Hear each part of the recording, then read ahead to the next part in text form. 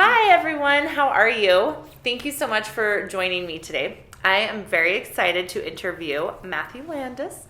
I have known Matthew about 6 or 7 years, I think. I'm trying to think. Maybe. How long have you worked at Davines? Oh, gosh, that was about 7 years ago, yeah. Yeah, because I remember him teaching. I'd heard about him for years, and he was just like Santa Claus, and I was just like, oh, who's Matthew Landis? He's like this unicorn in Utah that I just never thought I would meet him. And then he taught a Davines class that I went to, and I switched to Davines strictly because of him. And then we just built a friendship from there. Yeah. We just started to get to know each other. Yeah, we really hit it off. Yeah, we did. I'm so interested in your career. So as a lot of you know, my mission with these videos, with everything, is to give credibility and power to the industry of the beauty industry. I think we get misjudged a lot. We get misplaced. I think there's a lot of misconceptions that I want to debunk, that being a hairstylist or an esthetician or in the beauty industry is the best job that you could ever have. Oh, absolutely. It's a terrific job. Yeah, so I started doing hair in 1995, so almost 25 years now. And growing up, I never really thought about being a hairdresser, and I was always a 4.0 student, like student body president, most likely to succeed, all that. And so people like me growing up were never encouraged to go into a trade, especially something like hairdressing, because that was definitely something that just the girls did, and it was sort of a default thing. And there was this stigma attached to it. And then when I went to college, I had some friends that went to hair school, but they were always seemed very like eccentric and fun. And for some reason, I just didn't see myself doing that. But then, I would go and get my hair done as a customer. So I really know what that feels like to be the customer in the salon and have expectations. And you loved getting your hair done, right? Loved getting my hair done, loved paying more for my haircut and going to a fancy salon. And, sometimes my expectations were met, and sometimes, so I really know what that feels like to go in there.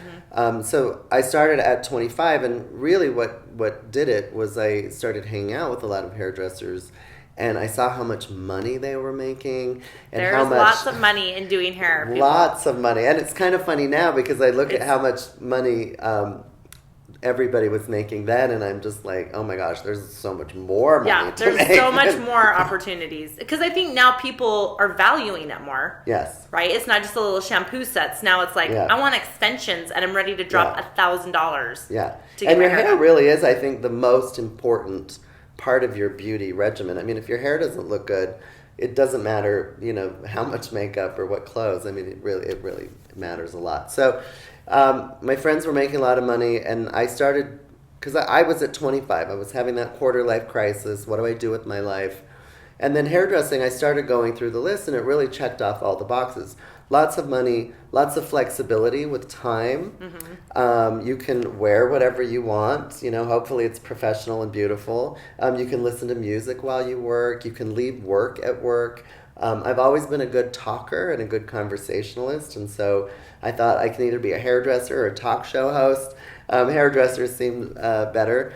And it's a very creative business, so it really checked off all the things. And I didn't have to wear a tie to work. That was really important. And you have to work in a cubicle. To me, absolutely. So what did your mom, really quick, what did your parents think? Like, you're in college, you're a 4.0 student, you're really smart. Were they slightly disappointed that you were like, hey, I'm going to go into hairdressing, or were you already moved out and it just didn't matter? So it really didn't matter at that point. My parents have always been really great. I don't think it really surprised anybody, and everyone in my life was really super encouraging.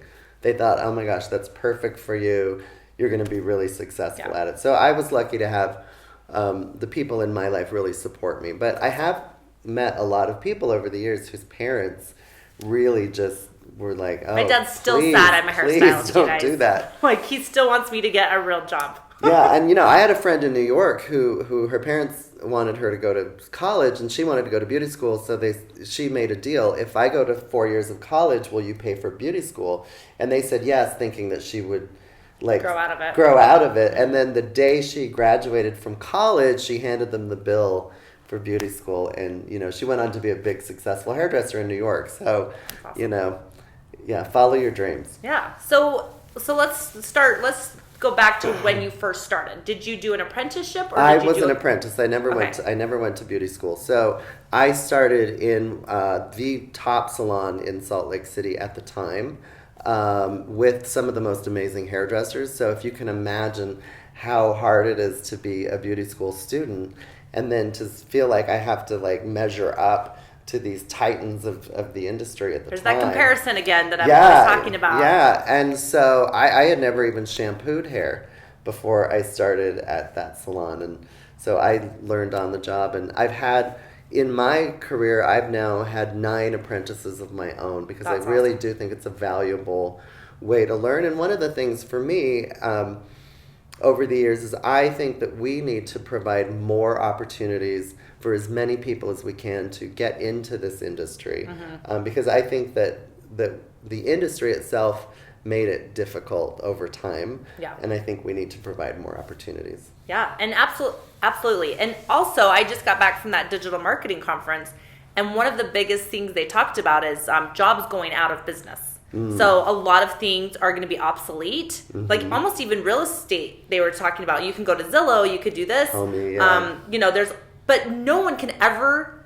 Yeah. You can never have a robot or a chatbot or like an assembly line to get your hair done, or to get waxed, or to get your beard shaved and groomed and trimmed, and now they're selling that home color care service, and it's not even. I mean, it's doing okay, but people love to go get their hair done, and people love the experience. My clients tell me all the time, and I know I've heard this from your clients, like they look forward to their appointment all month or all 2 months or whatever. They're like, oh my gosh, my hair just needed you. And they just need, like, we don't realize how important we are to these people in their life. Oh, we play such a huge part in people's lives. Like, we're really a part of people's families. And what's so strange is I've had so many husbands of my clients over the years say, oh my gosh, I feel like when we finally meet, I feel like I know you. We're a part of their lives, but we're not really a part of the rest of their lives. We're part of their lives in a really unique way. And I love that. And it's more of a private, like, that's why they like it, is we don't know their kids, we don't know their husbands, we don't know their Aunt Sally that they always complain about. They just need some place to come and like dump and release and not have any judgment. And then just we can laugh about it, and then they can just leave it there, and they feel better, and they get to go home and be like, oh, so glad I got that. Absolutely, yeah. We're like confidants to them, and I think that it really is an intimate relationship because we're so close physically, and we're also asking people to be vulnerable. What I found early on is that when people are talking about their hair and how they look, that's probably one of the most vulnerable things that a person is going to experience. So to have that trust with somebody is really, really important. And, I think one of the biggest things when people say they're moving to a new city is finding a new hairdresser is harder than finding a doctor. They don't care about their house or anything else. They're just like, who's going to do my hair? Absolutely. You've done my hair for 15 years. Because they have to build a new relationship with somebody else. So, and it's really important. It's big. Yeah. So you have, a lot of people think you can only just do hair behind the chair, right? There's so many more opportunities, you guys. That's why this career is the best career. And Matthew has done all of it. And I'd like to think that you're like the Madonna of hair, because like you just keep reinventing yourself, and somehow it just works. You're like, oh, I'm going to do this, and it still is working for me 25 years I'll later. take that, because I'm a huge Madonna fan, so that's really flattering. So tell us like your journey. So you started as an apprentice, and then you built a clientele, and then what was your next step from there? And how long did you think it took you to build a really good, strong clientele? Oh my gosh, I have rebuilt my clientele, I would say about 5 times. 5 times. Because I finished my apprenticeship, and then I was a booth rental hairstylist. I felt like I needed more training. So I moved to New York, and I trained in Manhattan at Aveda. And then I moved to Atlanta, and I did some more training at Van Michael Salons in Atlanta. Then I moved to Miami, and then I moved back to Salt Lake City, where I worked as a manager for Sanctuary Day Spa. I built a clientele there. Then I opened my own business. Then I ran a beauty school, and then I ended up at Image Studios back behind the chair. So I've managed, I've owned, I've done been a school director. I've also taught for Aveda. Yeah, you're a and for L'Oreal educator now, Mhm. right? Well, I've taken a hiatus, but I was an Aveda color educator, I was a Davines color educator, and then a L'Oreal professional. I know, he got me to switch educator. to Davines, and then he switched to L'Oreal Oh my just gosh, like that. I I know. felt so I betrayed. know. Well, I you know, I am always changing. You but, got to change. It's the thing. That's the industry keeps changing. Products keep changing. Opportunities keep changing. But you know what? The craziest thing for me personally, because I've had a lot of ups and downs in my life. I've had a lot of successes. I've had some tremendous failures, some very public failures. And what I realized at some point about 7 or 8 years ago is where I love doing all these other things, but where I get the most joy and where I have the most flexibility and freedom and I make the most money is right behind the chair. Mm-hmm. Just showing up every day, doing great hair and building those relationships. And that's where I have found the greatest success. So all of that other stuff is just frosting on the cake, is just adds to it and makes it more fun. But really it's that relationship one-on-one behind the chair where I get the most joy. And the consistency. And consistency. I think that's like one of the beauties of also doing hair and building a clientele. I have done lots of hair and makeup for weddings. Mm-hmm. And it's beautiful and great, but it's a whole different kind of stress because once they get married, you know, I mean, I have had some repeat clientele, unfortunately, but not too many, you know, and not enough that it's like a consistent thing. So, you know, once you build that solid, loyal clientele, especially for like lash artists or, you know, because they come every 2 weeks, you're done. Like, I mean, not you're done. Like, you always want to be like growing and building, but it's so comforting to know that like in August, I'm going to be fully booked and I know that I'm going to make this much money. I might have 1 or 2 people cancel, 1 or 2 people move or leave or go find another hairstylist, whatever.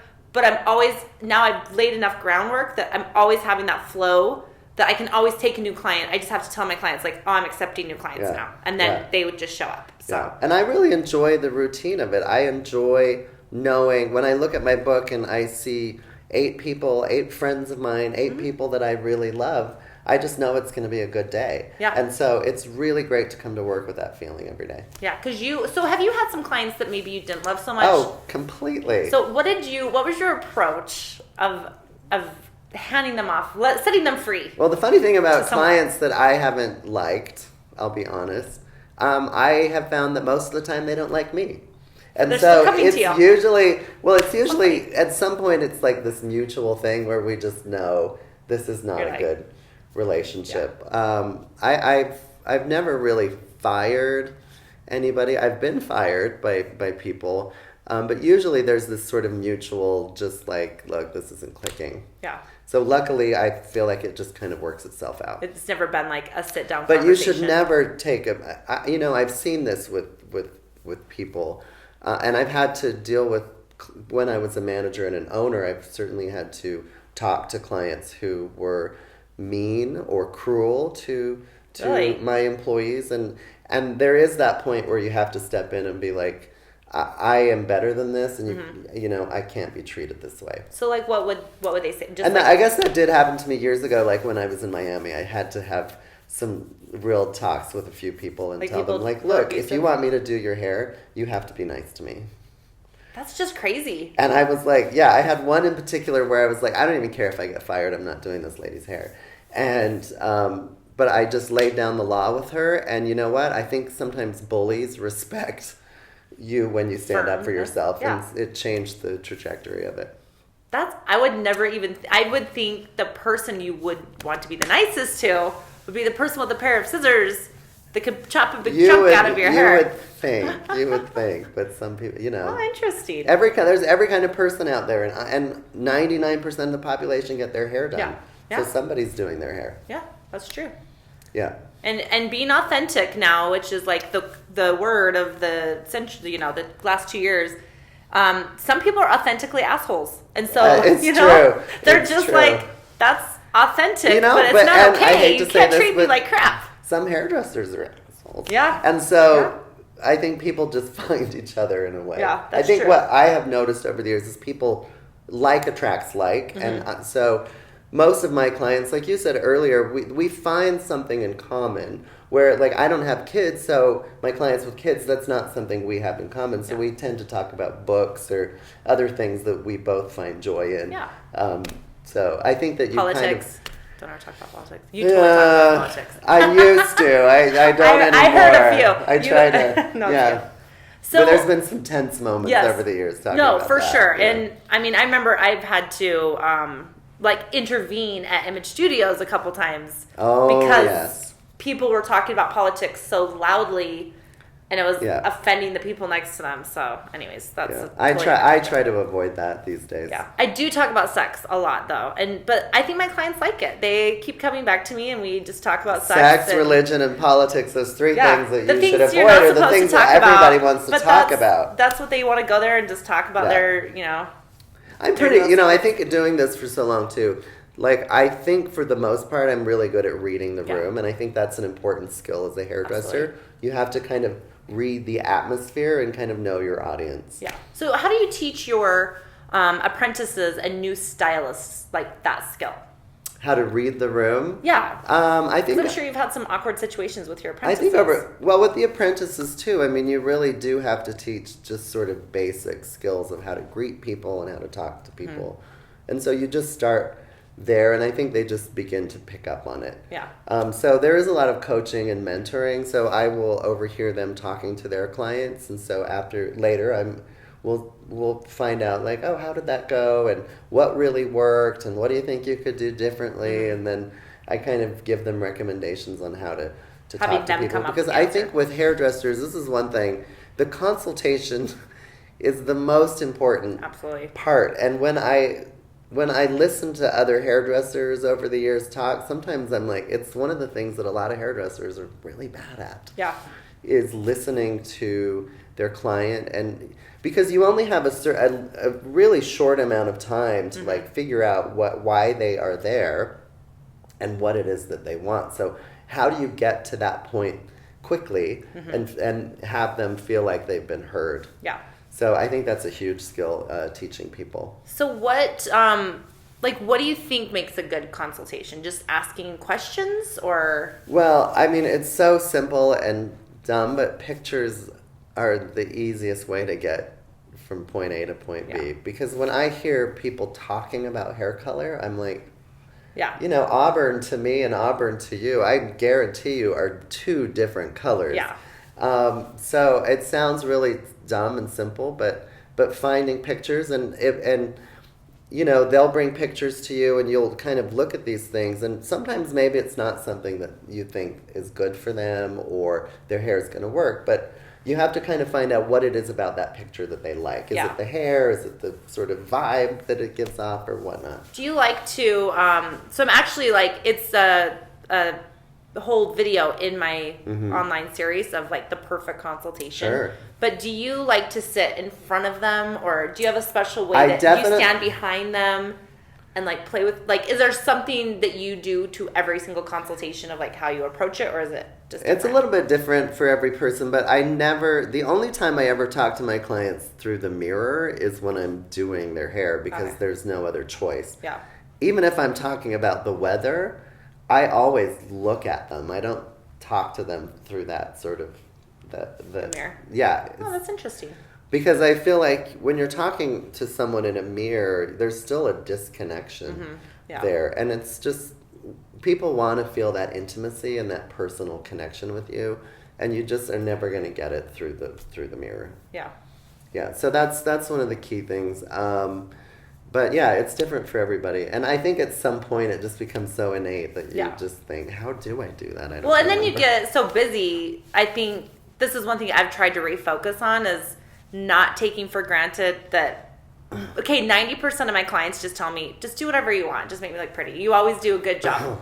And I've kind of built that type of a clientele. So when someone comes in with a really specific something, I'm like, oh, that's interesting. You don't trust me? Like, what's going on here? But so then I've kind of gotten out of the habit of doing a really good consultation until, like, then I have these new clients come in, then I'm like, oh, okay, like, show me a picture of something you like and that you don't like. Okay, this is red, this is not red. But I do think it's important to not take for granted that you shouldn't give consultations. If they've been coming to you for 5 years, you still should give them a Oh, consultation. those are the people. Like, you still should be like, Yeah. do you want something different today? Like, And if you can I haven't done a guide you to something consultation on those different? people in a long time, next time you see them, absolutely do that consultation. Yeah, because the number one, I always interview people when they come to me and ask, why did you leave your last hairstylist? Because they were getting their hair done before I came into the picture. And why did they leave? And two things. One, they were always late. And Yeah. I am on time. Like, if my client's 5 minutes late, I'm texting them, where are you? And they're like, oh, I'm at Starbucks. I'm like, well, you better bring me one. Yeah. If you show up late and you had time for Starbucks, my clients know it's a rule. They have to bring me one. And they do. I get lots of Starbucks. But it trains them not to be late. And also, if I'm 5 minutes late, I'll give them a text and say, I'm 5 minutes late. And it's literally 5 minutes. Oh, yeah. Like, I'm on time. And then number two is they would never do something different. Like, I get that all the time. Like, I wanted something different, but, you know, they just sit down in the chair and they were going through the motions, and all of a sudden I just came out with like brown bob again. Like, how do I have this brown bob It's for the 20 number years? one reason people leave their hairdresser is change. So, and if you have a new client, there's a reason that they're a new client. They were somebody else's old client. Yeah. So why did they leave? I mean, I think that's a good part of the consultation. Why are you here? Why did you come see me in particular? Yeah. Because obviously something wasn't happening at the other place. If you're not fulfilling those needs, people, someone else will. Absolutely. All right. So what do you think, because my whole course is about how to be a six-figure hairstylist. And it's crazy how many times I'll be at like my networking events with all my business people, and I'll be saying something like, oh, I'm creating a course called 7 Steps to Six Figures or something like that. And they're like, what?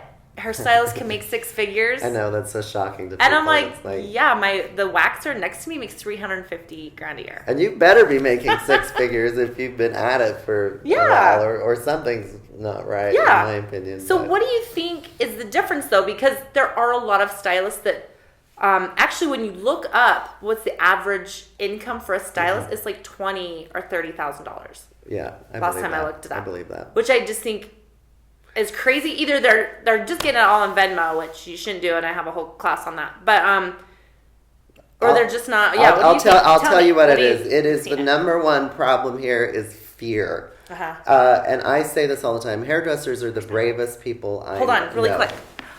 Only because I just picked up this book today to read. It's called Beyond Fear. Anyways, okay. You know, I think hairdressers are some of the bravest people in the world because our self-esteem and our sense of self-worth are on the line every single haircut. And I think the hardest thing for a hairdresser to do is turn the client around and be like, what do you think? Do you like it? And we're really saying, do you like me? Do you like me? Do you like me? Yeah. Over and over and over and over. So it's hard on our souls. It is really tough. So when it comes to making money and being a good hairdresser, it's overcoming fear. Because I've been doing this 25 years and I still have anxiety. I still want them to like me. And I think we all still have those days, not as many, but we still have those days where we're like, I'm the worst hairdresser in the world. What am I doing? Who do I think I am? So really Or you're like turning the chair and you're like, please like it, please like it, please like it. I don't have time to change it. Yeah. And so when it comes to making 6 figures and making more money, it comes down to self-worth and value. And because we're so afraid that people are going to leave or they're not going to like us, we don't charge them what we should be charging. And I think that the number one thing that I think hairdressers need to do is charge more money, because you can't make more time, and so you need to be paid for your time. Yeah. And I've said this before too. We're not paid for what we do. We're paid for what we know. And when people say, they ask me how much I charge, and they say, oh, I would never pay that much, I'm like, fine, that's okay. Yeah. Because you're paying for 25 years of experience. That's what the value is. And I think that we all owe it to each other to charge more money, because everybody's keeping their prices so low, and that harms everybody else. Yeah. So I think together we need to start looking at our own value, and we need to charge more money. Yeah, absolutely. I love it. Do you hear that? Just raise your effing prices, people. It's just that easy. No, it's not really, but it is once you decide that you're worth it. And then it also makes it easier. It's almost like the glass ceiling or the women wanting the right to vote or whatever, whoever paved the way, civil rights. Like, it's scary to be the first 100 people, but then it makes it easier for everybody else. So once all these other stylists are charging, then so if we all are like charging it, they can't go and get a good, decent haircut for pennies on the dollar, which is putting us all out of business. We're all like, there's a standard industry. You owe it to yourself. Standard. You owe it to your family because you're going to have to work harder for less money, and you owe it to other hairdressers. And there's lots of people at the low end of the price range, and there's people at the high range. So I think somewhere in the middle, we need to kind of build each other up and start getting paid for what we're worth and for what we know and the value that we provide. I love it. Yeah. Awesome. Well, thank you guys so much. I hope that you really listen to this and can hear some nuggets of wisdom in there because there are so many. And please do all of us a favor and raise your prices, okay? Yeah, and let's help each other. Yeah, we'll help each other. Yeah, we got each other's back. We do. Thank you.